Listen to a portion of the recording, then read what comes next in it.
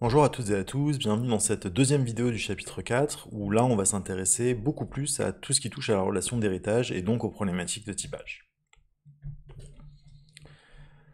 Ce qu'on pourrait se demander, c'est que c'est un cours de conception orienté objet, et ça fait 3 chapitres de soi-disant conception objet, et puis on n'a toujours pas parlé d'héritage, alors que l'héritage, c'est quelque chose que classiquement quand vous voyez vos premiers cours de programmation orientée objet, c'est peut-être pas le premier truc qu'on vous montre, mais pas loin. Donc on pourrait se demander, mais pourquoi on n'investigue pas plus la relation d'héritage? En fait, ce qui nous intéresse, dans le cas d'une bonne conception, c'est pas de foutre de l'héritage de partout. Ça n'a aucun intérêt. C'est comme foutre des compositions de partout, ça n'a aucun intérêt. Ce qu'on cherche à avoir, c'est le bon outil au bon moment, et donc la bonne manière de modulariser le système. Classiquement, la composition, c'est déjà une bonne manière de modulariser un système, et puis on a vu que ça résolvait quand même un paquet de situations où c'était plutôt pas mal. Ce qu'on a vu aussi précédemment, c'est que la notion de réalisation d'interface, donc l'implémentation d'interface, ça nous permet d'introduire du sous-typage. Et même si on n'a toujours pas parlé d'héritage à date, le fait d'avoir à disposition réalisation, donc implémentation d'interface et composition, ça nous permet déjà de faire beaucoup de choses. Puis en fait, il y a même des langages orientés objets qui n'ont même pas la notion d'héritage. JavaScript, Go dans une certaine mesure, enfin on peut discuter du fait de s'il est vraiment objet ou pas, mais en tout cas, on peut tout à fait travailler sans utiliser la notion d'héritage. L'autre problème qu'on a, c'est qu'en fait, très souvent, comme vous avez l'impression que pour faire de l'objet, il faut mettre de l'héritage partout, vous l'utilisez très très mal, cette relation de généralisation. Donc, une bonne discussion qu'on a eue avec Jean sur le sujet quand on préparait le cours, et puis il y a un cours de maîtrise qui est aussi dédié à des choses plus précises et plus pointues sur la sémantique des langages à objets, c'est que si vous hésitez entre une composition et une généralisation, donc une référence ou de l'héritage, c'est que c'est souvent de l'héritage. Pourquoi? Parce qu'en fait, alors là c'est une retranscription verbatim de la discussion avec Jean, c'est que le mécanisme d'héritage, ça permet de factoriser du code dans des classes similaires. Mais fondamentalement, ce qu'on cherche à faire, c'est à dire qu'on est en train d'exprimer une généralisation. Et l'inverse, c'est assez marrant, donc la contraposée est assez marrante. Ça permet de déterminer facilement qu'il y a un usage abusif de l'héritage. Si vous ne trouvez pas une relation évidente de généralisation entre vos éléments, auquel cas c'est que ça devrait pas être de l'héritage. Alors on va regarder un petit peu plus en détail dans la suite de la vidéo comment tout ça s'applique. Dans un premier temps, si vous vous rappelez la vidéo précédente sur quand on composait les comportements sur les piles de cartes pour les rendre mémorisables ou pour les rendre journalisables, ça repose fondamentalement sur du sous-typage. Tous ces trucs-là sont des piles de cartes, sont des sources de cartes, pardon, et puis en fonction de quel est le vrai type de l'objet, il n'a pas le même comportement. Et cette relation de sous-typage, on le faisait avec une relation de réalisation, donc juste l'implémentation de l'interface card source. En fait, utiliser uniquement des interfaces va souvent amener à de la redondance dans le code. Parce que ça va nous amener à un phénomène de duplication, et puis ça c'est quelque chose qu'on veut à tout prix éviter dans notre conception, c'est ce qu'on appelle le principe dry, qui est don't repeat yourself. Le but du jeu est de vraiment ne pas se répéter dans le code. D'ailleurs, les outils de développement vous trouvent qu'il y a de la duplication. Et dans notre cas, la duplication, elle serait sur le fait que notre source de cartes, notre pile de cartes, elle contient une stack, et puis la pile à mémoire, elle contient aussi une stack, et puis si on imagine une pile circulaire qui reviendrait à la fin, donc qui serait sans fin, pareil, elle contiendrait une stack. Et donc là, on aurait 3 compositions identiques vers le même élément. Donc ça brise un peu le principe dry. Donc en utilisant une relation de généralisation, d'héritage, on va pouvoir casser ça, d'accord? On a bien notre pile de cartes qui est composée d'une card stack, et puis cette pile de cartes, elle peut être à mémoire ou elle peut être circulaire. Et donc la pile circulaire est une pile à mémoire qui contient une card stack, et puis la pile à mémoire est une card pile qui contient une card stack. Ok? Donc la notion de généralisation, on le voit bien dans cet exemple, c'est du sous-typage. Donc à chaque fois qu'on lit cette flèche, c'est toujours un et1. Une pile à mémoire est une pile de cartes qui est une carte source, mais elle vient avec de la réutilisation. C'est ce qui va nous permettre de faire de la factorisation. C'est intéressant aussi de se poser la question sur le fait que la relation de typage, donc ce qu'on est en train de représenter avec réalisation et généralisation, en fait on est en train de définir une relation d'ordre sur les classes. Une relation d'ordre, bah, si vous vous rappelez ce que vous avez vu en INF 1132 ou ce qu'on s'est raconté précédemment sur les notions de comparaison, c'est réflexif, transitif et antisymétrique. On va pas re-rentrer dans les détails de ce que ça veut dire. Par contre, ce qui est intéressant du coup, c'est que ça garantit par construction, il peut pas y avoir de cycle de généralisation. Je peux pas avoir une classe A qui hérite d'une classe B, qui hérite d'une classe C, qui hérite d'une classe A. Ça n'aurait aucun sens parce que cette relation-là, elle pourrait pas exister. Et une autre chose qui est importante, c'est que la relation d'ordre qu'on est en train de définir, elle est partielle. Dans la hiérarchie d'héritage qui est donnée là, eh bien, je n'ai aucun moyen de dire des choses sur C1 et C2. Je ne peux pas les comparer. Je peux comparer C2 et B, je peux comparer C1 et B, mais je ne peux pas comparer C1 et C2. Pareil, je ne peux pas comparer C1 et D. Donc on est bien dans la situation d'un ordre partiel. On peut s'intéresser, si ça vous paraît un petit peu abstrait, on peut s'intéresser, revenir au fondamental d'une classe. Donc une classe, c'est une fabrique à objets. Donc une classe, elle représente tout l'ensemble de tous les objets qu'elle pourrait potentiellement instancier. Et vous vous rappelez, cet ensemble, il est potentiellement très très grand. Donc on va noter C une classe, et puis on va noter S de C, l'ensemble des instances qui pourraient être C. Et en fait, notre relation d'héritage, notre relation de sous-typage là qu'on est en train de définir, on peut le voir, en tout cas à ce niveau-là, si vous allez dans un cours de maîtrise plus orienté sur la sémantique des langages objets, vous verrez que la métaphore s'arrête à un moment, mais on peut vraiment le voir comme de l'inclusion d'ensemble. Donc si j'ai B qui est une sous-classe de A, ça veut dire que tous les éléments de B sont aussi des éléments de A. Et donc tous les éléments de B, tous les S de B, sont inclus dans l'ensemble des S de A. Puis si j'ai deux éléments distincts, l'ensemble des instances de C1 et puis l'ensemble des instances de C2, eh bien j'ai deux éléments disjoints. Là j'ai l'ensemble des C1, l'ensemble des C2. Les deux sont des B qui sont aussi des A, parce que C1 est un B, C2 est un B, et puis B est un A, mais je ne peux pas les comparer entre eux, donc il y a une exclusion, ces deux ensembles sont disjoints, et puis D est contenu à l'intérieur de C. La relation de sous-typage, quand on la représente d'un point de vue mathématique, on utilise cette dimension-là qui est chevron de points, pour dire que C est un sous-type de C'.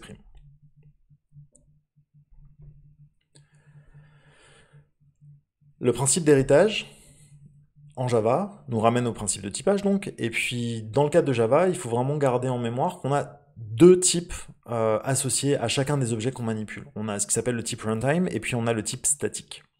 Le type runtime, je vais le noter R, et puis le type statique, je vais sans surprise le noter S. Le type runtime, il faut garder en tête que ça, c'est attribué à la création de l'objet. C'est vraiment la classe de l'objet tel qu'il a été créé, et ça changera plus jamais.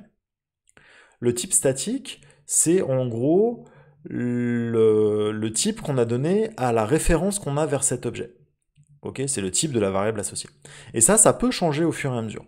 Par exemple, là j'ai créé un h7, ok, donc son type runtime, il est de type h7.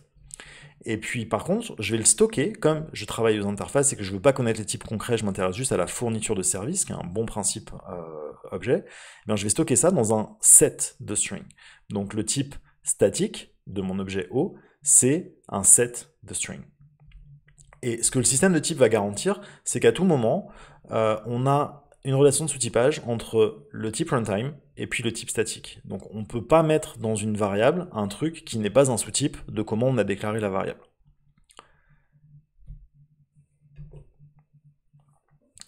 Ça va avoir un impact et il faut vraiment le garder en tête parce que ça va changer la manière dont vous pouvez définir vos méthodes et dont vous pouvez parler à vos objets.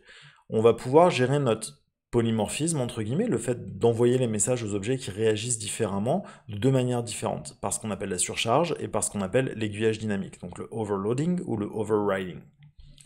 La surcharge, c'est quand dans votre code, vous définissez plusieurs méthodes qui prennent pas en paramètre le même type. Okay, je vais faire une méthode pour compter dans une pile de cartes, puis je vais faire une méthode pour compter dans une pile circulaire. Parce que la pile circulaire, vu qu'elle n'a pas de fin, si j'ai pas un truc pour m'arrêter, je vais compter à l'infini. Donc la seule chose qu'on ne peut pas faire, c'est uniquement surcharger le type de retour. On ne pourrait pas avoir une méthode qui prend une card pile et renvoie un int, et la même méthode, donc le même nom, qui prend une card pile mais renvoie un string. Ça serait pas possible. Pour des histoires de covariance contravariance, mais ça ne nous intéresse pas pour le moment. Puis on a la notion d'aiguillage dynamique, donc le dynamic dispatch, qui s'appelle method overriding, où là, c'est quand on va redéfinir des méthodes dans les sous-classes. Et c'est ça qui va nous permettre de faire des appels polymorphes. On verra au chapitre 7 un patron de conception qui s'appelle le visiteur qui utilise les deux en même temps. Donc c'est intéressant de voir comment les deux se combinent pour faire le comportement dont on a besoin. On va faire quelques petits exercices pour que vous ayez en tête et que vous voyez ce qui se passe de différent. Donc là, on prend un code qui est extrêmement simple. On a une classe main dans laquelle on va instancier un A, on va instancier un B, et puis on va mettre B dans un A. D'accord? Donc là, le type statique c'est A et le type runtime c'est un B. Parce que j'ai B qui extends A, donc j'ai le droit de faire ça. Puis après, on va utiliser de la surcharge au démarrage, et puis ensuite on va utiliser du polymorphisme. Donc là, on passe en paramètre, et là, on envoie un message. Ok? Puis, quand on appelle la méthode, en lui passant un A, elle dit I'm called on an A, et en lui passant un B, elle dit I'm called on a B. Et quand on envoie des messages toString, donc ce qu'on est en train de faire là, là et là, eh bien ça dit I'm an A ou I'm a B, en fonction de si on est un A ou un B. Donc on a écrit ça, on s'est intéressé là au type runtime et statique de chacun des éléments, donc sans surprise, hein, le A, son type runtime et son type statique, c'est le même. B, son type runtime et son type statique, c'est le même. Et puis pour AB, ben là, on a un type runtime qui est B et un type statique qui est A, parce que je l'ai stocké dans une variable que j'ai typée A. Maintenant, si j'appelle method avec A, method avec B et method avec AB, qu'est-ce que ça va afficher à votre avis? Je vous laisse mettre la vidéo en pause, même potentiellement revenir sur la diapo d'avant pour regarder le code, et puis essayer de dire si ça va appeler, ça veut dire I'm called on an A ou I'm called on a B.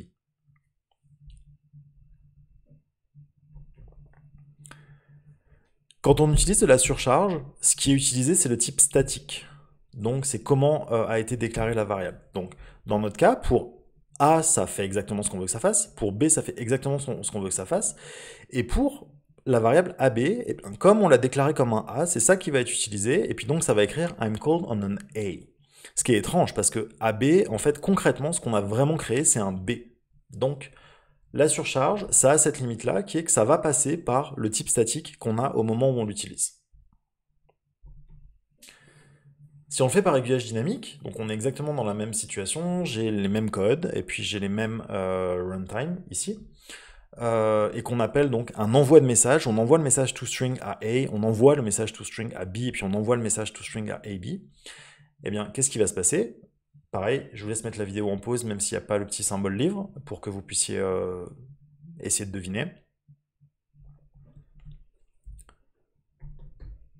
Bon, et bien là, sans surprise, ça fait l'inverse, c'est-à-dire que là, ça écrit bien I'm an A, ce qu'on veut, là, ça écrit I'm a B, là, c'est ce qu'on veut, et puis là, ça va écrire I'm a B. Pourquoi? Parce qu'il faut bien imaginer que l'envoi de message, donc la notation pointée en Java, là, j'ai envoyé le message toString à l'objet AB, mais l'objet AB, ben, concrètement, c'est vraiment l'objet B, et donc il va réagir comme l'objet B, et donc se présenter, enfin, avoir le comportement qui est attendu de l'objet B.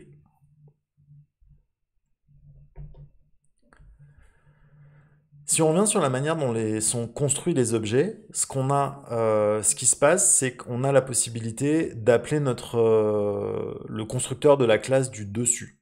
Donc, quand je crée ma pile à mémoire là, donc j'ai une pile à mémoire qui prend en paramètre un ensemble de cartes, pardon, eh bien, je vais pouvoir appeler le constructeur de la pile de cartes normale, qui, comme on est en Java et qu'en Java tout hérite de objets, peut aussi appeler le constructeur d'objets.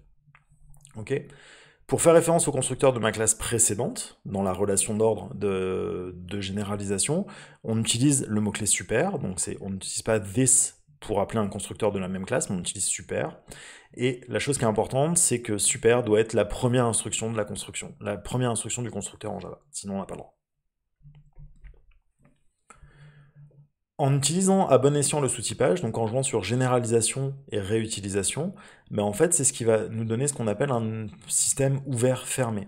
C'est un système qui va être ouvert à l'extension, on va avoir des bons points d'extension sur lesquels on va pouvoir rajouter des nouveaux comportements, des nouveaux éléments par extension, par généralisation ou par réalisation.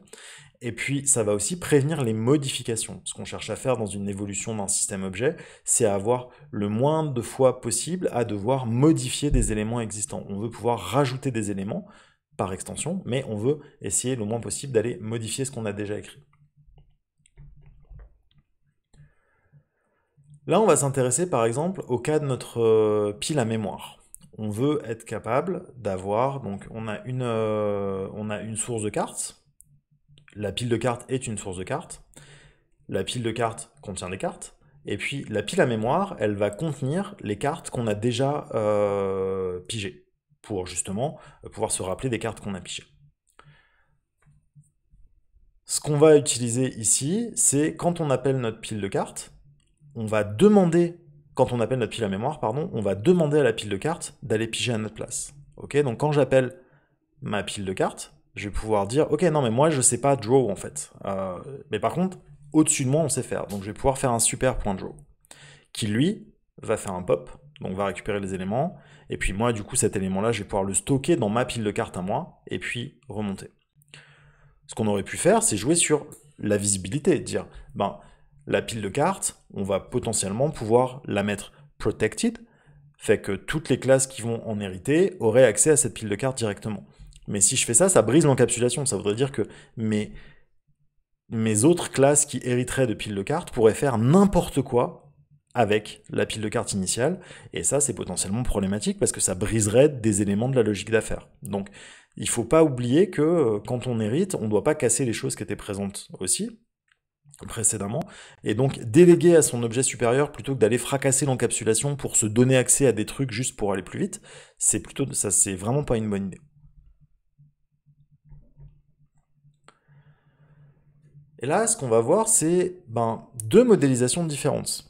Là, j'ai une conception à gauche qui utilise de la composition, et puis j'ai une conception à droite qui utilise de la réalisation, de la généralisation, pardon, d'une manière un peu différente. Ce que je dis à droite, c'est ce qu'on a vu précédemment. Donc, une pile de cartes est une source de cartes. Une pile à mémoire est une pile de cartes. Et puis, notre pile à mémoire, elle contient la stack des cartes qu'on a déjà pigées. Et puis, la pile de cartes, elle contient ces cartes. Dans la version de gauche, on a toujours une pile de cartes, une source de cartes, pardon. La pile à mémoire est directement une source de cartes, ce qui n'était pas le cas à droite. Et la pile de cartes est une source de cartes. Et là, ce qu'on fait, c'est que notre pile de cartes, elle contient les cartes qu'on a déjà pigées, mais elle contient aussi une pile de cartes qui, elle, contient les cartes. Vous voyez? Donc là, je vais me créer une référence à moi directement, et en fait, je brise cette relation de généralisation que j'avais avant. Là, je dis une pile à mémoire est une pile de cartes, donc je réutilise ce qui était déjà présent dans la pile de cartes. Alors que là, je vais faire une délégation, c'est la composition blanche qu'on a vue, dans laquelle notre pile de cartes, elle est reliée, elle va déléguer son comportement à la pile de cartes classique, alors que là c'était une pile de cartes à mémoire.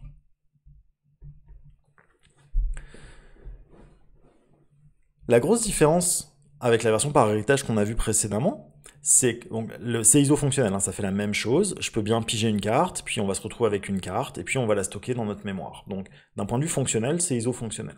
Par contre, là on repose sur de la délégation. Notre pile à mémoire, plutôt que d'appeler draw sur sa superclasse, elle n'en a pas de superclasse, donc elle délègue à l'objet pile de cartes. L'objet pile de cartes fait un pop, renvoie la carte, et puis ensuite on va la stocker. Donc contrairement à l'opération, à la modélisation par héritage qu'on avait précédemment, là on se retrouve à gérer deux objets. J'ai bien une instance de pile à mémoire et une instance de pile de cartes. Alors qu'avant c'était pas vrai, j'avais une seule instance de pile à mémoire, mais qui s'avérait être par généralisation aussi une instance de pile de cartes.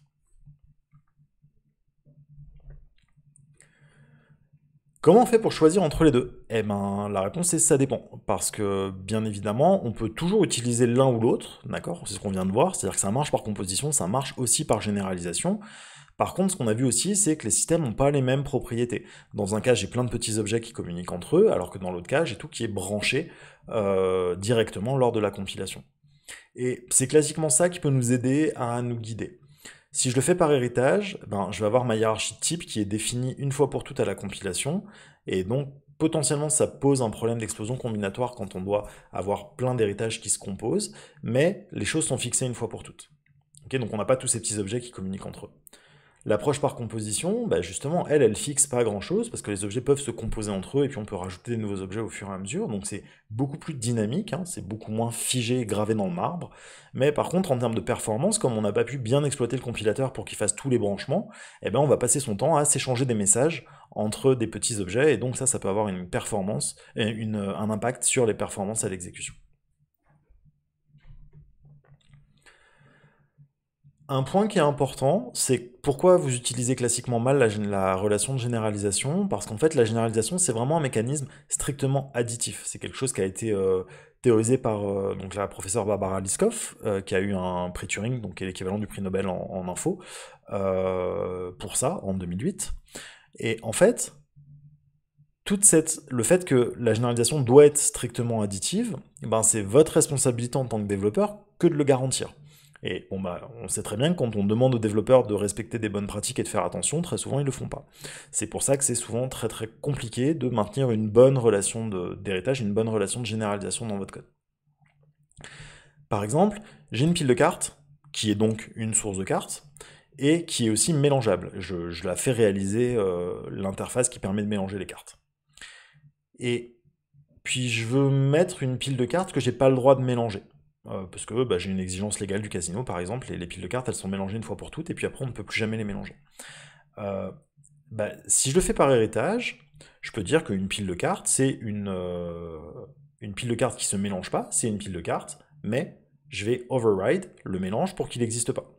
Et puis comme on a dit, un bon principe objet, c'est de don't repeat yourself, je vais dire que ça hérite de card pile, comme ça j'ai pas besoin de le refaire. Alors on va mettre ça de manière un peu concrète sur un diagramme de classe. J'ai ma source de cartes, et puis le fait d'être mélangeable, ça c'est réalisé par la pile de cartes. La pile de cartes, elle contient physiquement la stack, donc les cartes physiques. Et puis bah, je me suis fait cette unshuffleable pile, dans lequel, si on appelle shuffle, parce que bah, une pile non mélangeable est une pile de cartes qui implémente shuffle, donc qui réalise l'interface mélangée, ben, je vais simplement dire unsupported operation exception. Et ben là, ce qu'on voit, c'est qu'en fait, ce qu'on est en train de faire, c'est qu'on est en train de dire, ben, une pile de cartes, c'est toujours mélangeable, parce que c'est un élément mélangeable, hein, c'est ce que représente cette relation-là. Ouais, mais en fait, pas tout le temps, et puis quand ça l'est pas, je vais t'envoyer une exception dans la face. Ben, donc ça amène à une situation où si on n'a pas de garantie sur le type runtime de P, donc qu'est-ce qu'on a vraiment créé, on risque l'accident, on risque de demander à mélanger quelque chose alors que on ne sait pas forcément ce qui a été créé. Et puis regardez, là, j'ai demandé à une méthode de me donner ma pile de cartes, donc je n'ai aucune idée du vrai type runtime qui a été créé. Peut-être c'est une pile mélangeable, peut-être c'est pas une pile mélangeable. En tout cas, moi je sais pas, je peux pas le savoir. Ce que je sais juste là, c'est que j'ai une card pile. Donc, par envoi de message, si j'envoie shuffle, je peux tout à fait envoyer shuffle sur une instance de pile non mélangeable. Et là, bim, exception. Donc, quand on définit des hiérarchies d'héritage, ce qu'il faut faire attention, c'est ce qu'on appelle le principe de substitution de Liskov, qu'on peut restreindre et caricaturer dans le cadre de ce cours au fait qu'une sous-classe ne doit pas restreindre ce que les clients de la superclasse de cette instance feront avec. Ok? Alors, ça pose des questions, en fait ça repose sur covariance et contravariance, donc c'est pris dans un cours de maîtrise INF 11845, mais à notre niveau, pour ce cours-là, ce qu'on veut faire quand on a notre relation de superclasse sous-classe, c'est qu'il ne faut pas qu'on ait des préconditions plus strictes ou des post-conditions plus larges, on ne doit pas prendre de type plus spécifique en paramètres, on ne doit pas changer la visibilité d'une méthode pour la rendre moins accessible, on ne doit pas lever plus d'exceptions que ce que levait la classe du dessus, et puis on ne doit pas avoir un type de retour moins spécifique. L'idée n'est pas d'apprendre ça par cœur, parce que ça n'a aucune idée, mais bien de se rentrer dans la tête que quand on utilise de la généralisation, il faut faire très attention à ne pas aller à l'encontre de ce qui se faisait avant nous. D'accord? Et puis ne pas aller à l'encontre, en gros, c'est cette checklist des 5 points qu'il y a sur la diapositive. Voilà qui va conclure cette vidéo sur héritage et typage. Le sujet est très très vaste, on pourrait faire un cours entier rien que sur la notion de type, d'un point de vue formel comme d'un point de vue implémentation. C'est pas l'objectif de ce cours de conception, mais ça avait pour but de vous sensibiliser sur le fait que quand vous utilisez une réalisation, quand vous utilisez une généralisation, donc implement ou extend en Java, eh bien, ça a vraiment des impacts forts, très très très forts sur ce que vous êtes en train de faire, sur ce que vous avez le droit de faire, pour que votre système soit bien évolutif, à travers donc le principe ouvert-fermé qu'on a vu, ouvert à l'extension, fermé à la modification, et puis à travers la substitution de Liskov qu'on a un peu survolé sur la fin, qui est un truc assez fondamental quand on fait des hiérarchies d'héritage. Je vous remercie de votre attention, et puis à bientôt pour la suite.